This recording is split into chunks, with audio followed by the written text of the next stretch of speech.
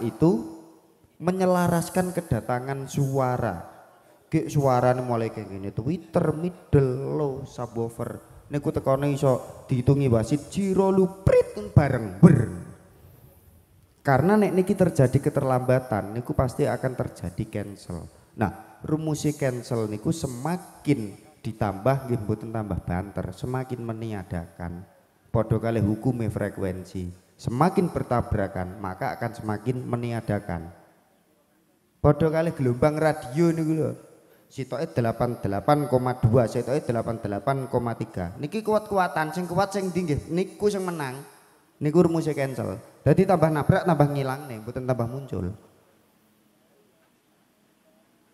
Jadi yang baku nek ten gene standar operating niku, ten gene SOP niku sebenarnya garis itu ada dua. Yang sini alat, yang sini manusia. Gambare melih enten dua panah. Sing ngisor gambare komputer, tulisannya smart, sing dhuwur gambare ir. Kembali lagi bahwa definisi smart left hanya bisa membaca beban nilai frekuensi. Akan tetapi smart left tidak bisa membaca karakter frekuensi. Podo-podo 3 kilo ten mriku muni flat roto jebret. Komponen merek A kalih merek B yang mpun diutarakne contoh Twitter niku wau. Twittere horen ku podo cak. Horene podo, powere podo. Twittere gak podo. Kena apa bedone kok waduh. Padahal secara smart jes ngeten podo. Ongkone podo. Hasilnya sama, tapi ketika diputer tidak sama. Makanya yang paling baku, gunakan definisi flat di dalam smart left itu untuk mengetahui di mana batasan speaker kita itu bekerja. Mulai dari compression driver sampai subwoofer. Tapi yang paling baku targetnya harus dipikir. Karena kita bekerja pada target. Mana yang nopo meskipun sound gede-gede nih kok, jejer-jejer nih kok, sampai delay speaker nopo enten.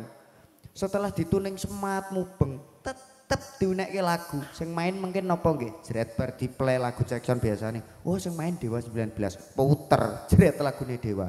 Ketika hasil tuning niki wau dereng suarane koyok gune Dewa, tetep dieki.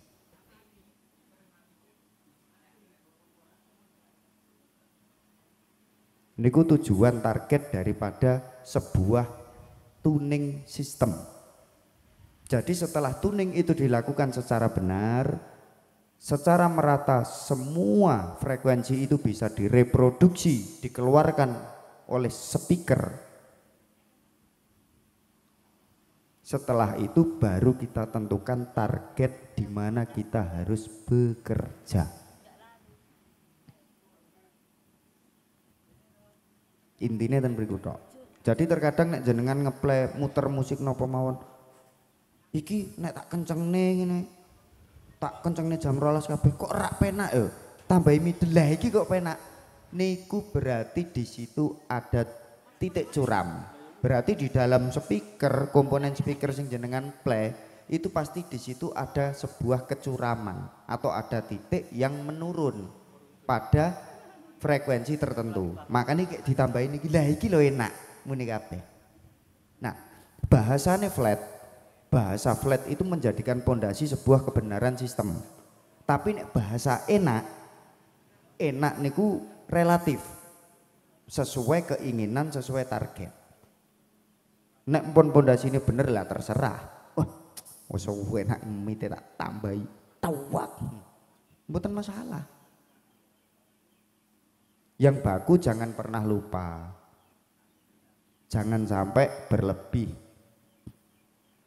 Terkadang enten operatornya yang senengannya mau widle bawa tertong ngerti-ngerti. Begitu tua buh alat umite kakan didukne keng kene mixer dukne. Akhirnya begitu diplay jreng lho. Lah kok mite gak metu ning rekaman.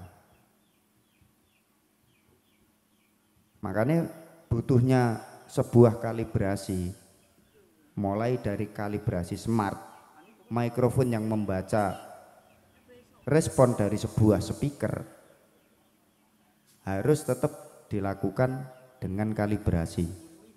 Salah satu yang namanya alat kalibrasi ini nggih headphone, menyamakan bunyi, itu adalah kalibrasi. Yang mana bunyi yang keluar dari mixer ini harus sama dengan yang keluar dari loudspeaker. Kalau bunyi itu sudah menyatu menjadi sebuah satu kesatuan, contohnya gini wau. Niki misalkan setupnya sama, dikendalikan hanya satu konsol, kejadiannya akan sama. Mriki kakean hai ini dipotong ceklik, sing mriko nggih otomatis turun. Sing mriki pun pas sesuai. Dan munine ini kompon sesuai kali sumber sing berbunyi. Nah makanya diusahakan mungkin yang sebelum-sebelumnya niki setup sistem niku diperuntukkan untuk FOH tok sing dipikir FOH. Mulai besok ketika setup FOH ki monitore digotong, wong monitore cilik mon, gotong jejer nang pinggire. Sing niki respone gambare piye, sing niki respone gambare piye. Setidaknya gambar itu disamakan dulu untuk kalibrasi respon. Lah sak mantune dipadake nembe dikalibrasi melih dirungokke tenanan. Pun padha to dereng. Ketika monitor dan FOH itu sudah sama, enak mungkin kerjane ini. Kerja tidak rumit, sekali melakukan sebuah tindakan maka kedua sisi baik dari FOH maupun state atau monitor itu akan langsung berpengaruh. Hanya cukup dilakukan dengan sekali kita melakukan sebuah pekerjaan. Sing sering terjadi crossing kan ngoten niku to. Yang sering terjadi pemainnya njaluk tambah bass. Bassnya tambahi mas, bassnya ditambahi, dan gini monitore kurang, makanya pemainnya njaluk tambah. Lah sing nok ngarep bassnya wis gede, ditambahi malah howor ten ngarep, ten panggung kurang. Akhirnya kan terjadi miss alias crossing. Jadi antara kalibrasi yang dilakukan di sistem monitoring dengan di sistem FOH itu berbeda.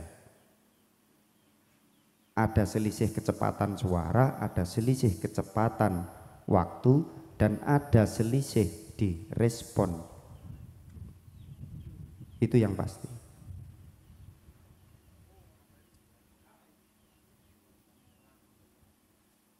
Mungkin ada tambahan lagi. Lho ki wis dikawiti, nggih engko nek ra enek ditutup dhewe.